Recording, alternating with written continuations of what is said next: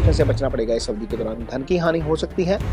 Partner जो है उसके साथ आपका विवाद हो सकता है क्योंकि शनि सप्तम के भी स्वामी हैं।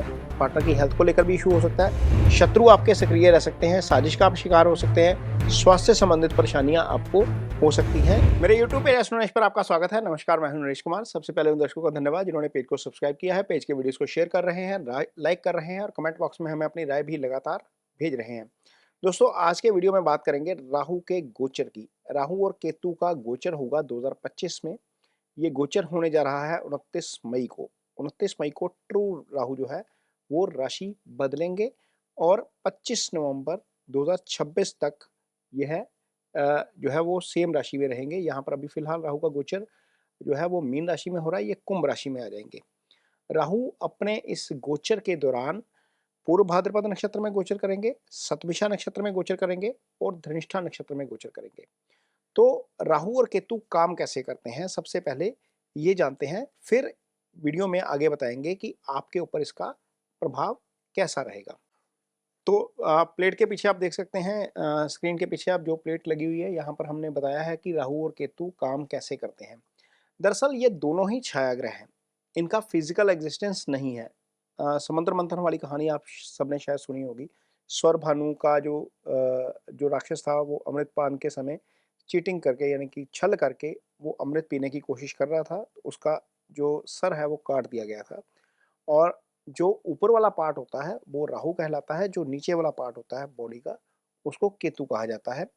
तो राहु और केतु का जो जो पैदा हुए हैं वो ऐसे हुए हैं। साइंस इसको इमेजिनरी पॉइंट मानता है जहां पर आकर सूर्य और चंद्रमा को ग्रहण लगता है। ज्योतिष इन्हें ग्रहण मानता है और ये छाया ग्रह कहे गए हैं। इनकी अपनी कोई राशि नहीं है। जैसे सूर्य की अपनी राशि सिंह है, गुरु की अपनी राशि मीन और धनु है, राहु केतु की कोई राशि नहीं होती। ये जिस राशि में बैठते हैं उस राशि के फल करते हैं, जिस ग्रह के साथ बैठते हैं उस ग्रह के फल करते हैं, जिस भाव में बैठते हैं उस भाव के फल कर जाते हैं। तो ये ग्रह जो है वो फलों में वृद्धि भी कर देते हैं, फलों में जो है वो तेजी भी ले आते हैं। राहु केतु एक ऐसे ग्रह हैं जिनके गोचर का जो असर है वो बड़ी तीव्रता से होता है। सामान्य ग्रह इतनी तेजी से गोचर में असर नहीं करते। राहु केतु सबसे ज्यादा जो है वो तीव्र प्रभाव के साथ गोचर जो है वो असर करते हैं। ये दोनों जो ग्रह हैं ये अच्छे या बुरे दोनों ही फल कर देते हैं। डिपेंड करता है कि आपकी कुंडली में किस तरह के हैं। आगे आपको बताएंगे कि ये कैसे फल करेंगे आपके लिए। तो शुरुआत करेंगे, सबसे पहले देखते हैं कि कर्क राशि जो है, कर्क राशि के जातकों के ऊपर इसका कैसा असर होगा। तो ये जो कुंडली लगी हुई है ये है उस दिन की जब राहु केतु का गोचर होगा। अब यहाँ पर गोचर हो रहा है आपकी कुंडली में राहु का अष्टम भाव में। जो कर्क राशि के जातक हैं वो फिलहाल अभी अभी थोड़ी सी परेशानी से बाहर आएंगे। शनि की ढैया चल रही है, ये 29 मार्च को खत्म होगी। बहुत सारे वीडियोस आपने देखे होंगे कि शनि की ढैया खत्म होने के बाद आपको राहत मिलेगी। शनि जिस भाव में गुजर रहे हैं वहां पर अब राहु आ जाएंगे। राहु का अष्टम का गोचर अच्छा नहीं होता। यहाँ पर देखिए जो राहु हैं वो अष्टम भाव में रहेंगे और केतु का गोचर जो है वो आपकी कुंडली में दूसरे भाव में रहेगा। यहाँ पर स्थिति जो है वो बहुत अच्छी नहीं है। ये एक्सिस, ये दोनों ही अशुभ गोचर में आ जाएंगे। अब ये किसके फल करेंगे? राहु चूंकि शनि की राशि में है इसलिए शनि के फल कर जाएंगे। शनि आपके लिए भाग्यस्थान में गोचर करेंगे। शनि आपके लिए सप्तम के भी स्वामी है, अष्टम के भी स्वामी है। कर्क राशि चूंकि चंद्रमा की राशि है, शनि और चंद्रमा आपस में मित्र भाव नहीं रखते। ये दोनों जब मिलते हैं तो विषयोग की क्रिएशन हो जाती है। कर्क राशि और सिंह राशि के जातकों के लिए शनि अच्छा फल नहीं करते। यहाँ पर शनि मारक स्थान जो 7वां स्थान है ये वाला और 8वां स्थान जो आयु का स्थान है उसके स्वामी हो जाते हैं। तो यहाँ पर अल्टीमेटली राहु जब आएंगे अष्टम में तो वो भी अच्छे फल नहीं करेंगे। अब होगा क्या? राहु साजिश करवा देते हैं। राहु कॉन्सिक्वेंसी बहुत ज़्यादा करवाते हैं। तो यहाँ पर आपको ध्यान रखना है आपकी सीक्रेसी का। ये अष्टम भाव है, अष्टम भाव सीक्रेसी का भाव होता है। आपके जितने भी पासवर्ड्स हैं, यूपीआई का पासवर्ड है, क्रेडिट कार्ड का पासवर्ड है, इंटरनेट बैंकिंग का पासवर्ड है, इसको सिक्योर रखिएगा। जब तक राहु यहाँ पर हैं नवंबर 2026 तक मेक इट श्योर कि आपके पासवर्ड लगातार चेंज होते रहें ताकि आपकी सीक्रेसी कॉम्प्रोमाइज ना हो। अष्टम भाव आपके गुप्त स्थान, ये गुप्त स्थान कहा गया है, ये गुप्त भाव होता है। यहाँ पर राहु आपकी सीक्रेसी जो है वो भंग करवा सकते हैं। आपकी फाइनेंशियल सीक्रेसी के अलावा पर्सनल सीक्रेसी भी भंग हो सकती है। कुछ चीज़ें आप छुपा कर रहे होंगे, घर वालों से कुछ चीज़ें छुपा लेते हैं, दोस्तों से छुपा लेते हैं, वहाँ पर चीज़ें आपकी रिवील हो सकती हैं। यहाँ पर आपको ज़रूर ध्यान रखना पड़ेगा। ये है तो कोई एस्ट्रोलॉजिकल रेमेडी नहीं है, लेकिन जिस चीज़ के बारे में यहाँ पर नुकसान हो सकता है, वहाँ पर उन उन अल्टीमेटली उस चीज़ का ध्यान ज़रूर रखेंगे।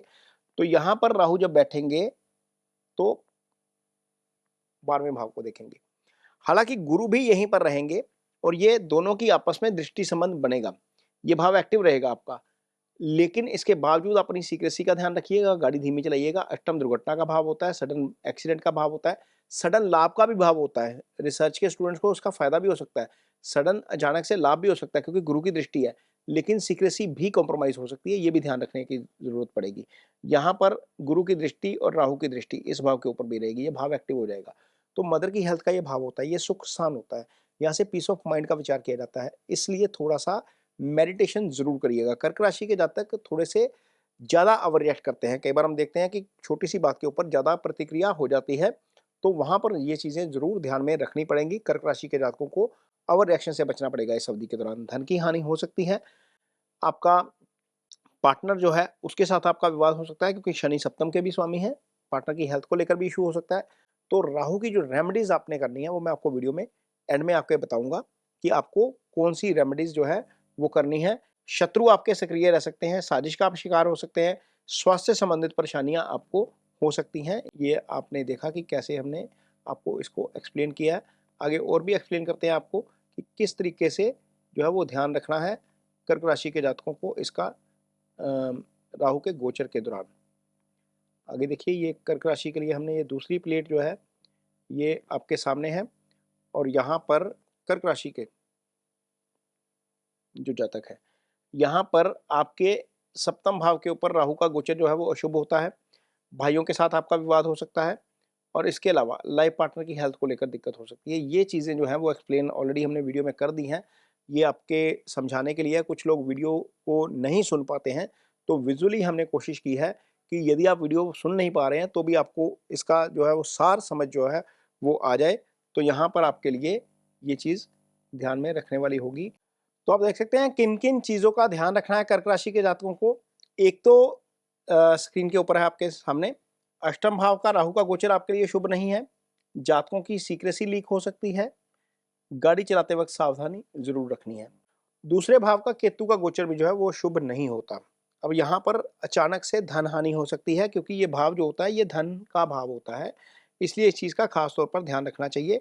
केतु की दृष्टि यहाँ पर अष्टम भाव छठे भाव के ऊपर पड़ेगी। शत्रु आपके सक्रिय हो सकते हैं, साजिश का शिकार आप हो सकते हैं और स्वास्थ्य से संबंधित आपको परेशानियां झेलनी पड़ सकती हैं। कर्क राशि के जातकों को राहु के गोचर के दौरान खास तौर पर अपना ध्यान रखना चाहिए। तो राहु और केतु का गोचर चूंकि आपके लिए शुभ नहीं है, तो आप क्या कर सकते हैं, रेमेडीज क्या हो सकती हैं। वैसे तो जब राहु और शनि जैसे ग्रह जब अष्टम भाव से गुजरते हैं या नेटल कुंडली में अष्टम भाव में पड़े हुए हैं, आपके लगन कुंडली में है, दशा चल रही है, तो महामृत्युंजय का जप कर दिया जाता है। उससे आपको काफ़ी राहत मिलती है। ये लाइफ सेविंग मंत्रास होता है क्योंकि ये एक्सीडेंट का भाव एक्टिव करते हैं आकर, तो उससे उसका बचाव हो जाता है। महामृत्युंजय का जो जप है वो काफ़ी इफेक्टिव होता है ऐसे मामलों में। लेकिन यदि आप खर्चा नहीं कर सकते तो घर में कम से कम महामृत्युंजय का जप जो है वो ज़रूर कर सकते हैं। इसके अलावा आपके घर में जो भी सफाई कर्मचारी आता है, जो रैग पिकर्स होते हैं, जो आपके घर का कूड़ा करकट उठाने आते हैं, वो राहु को रिप्रेजेंट करते हैं। उनकी सेवा करनी चाहिए, उनको खाना जो है वो देते रहें। उनको यदि उनका मेहनताना कुछ कोई 50 रुपये बनता है, 100 रुपये बनता है, तो ज़्यादा पैसे देने की कोशिश करिएगा वहाँ पर। इससे राहु का रेमेडी जो है वो अच्छी हो जाती है। इसके अलावा यदि आपके शहर में कुष्ठ आश्रम है या अंध आश्रम है, तो वहाँ पर आप जाकर सेवा कर सकते हैं। ये राहु की दूसरी रेमेडी है इसके जो बुरे प्रभाव से बचने के लिए। चूँकि राहु केतु का गोचर अशुभ है, इसलिए यहाँ पर आपको इस चीज़ का खास तौर पर ध्यान रखना पड़ेगा।